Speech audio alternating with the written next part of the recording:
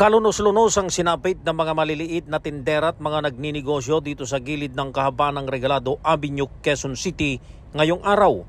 Ito ay dahil sa literal na tinupok ng naglalagablab na apoy ang nasa 20 tindahan na kinabibilangan ng mga mamihan, parisan, lugawan at kung ano-ano pang paninda kaninang madaling araw. 4 na tindera at tindero ang nasugatan matapos magtamo ng mga paso sa iba't ibang bahagi ng katawan.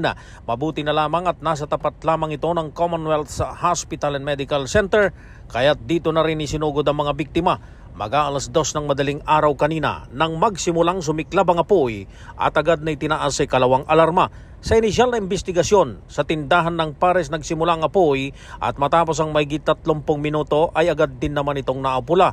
Hindi ngayon alam ng mga may-ari ng mga tindahan kung paano muling magsisimula dahil pati ang naitatabi nilang pera na nasa loob ng kanilang tindahan ay hindi nakaligtas at nasama sa sunog. Ang mga biktima ay pawang mga displaced ambulant vendors na tinulungan at dinala dito sa lugar ng lokal na pamalahan ng Lungsod Quezon. Para sa MBC TV Network News, ako naman Val Gonzales, sama-sama tayo Pilipino.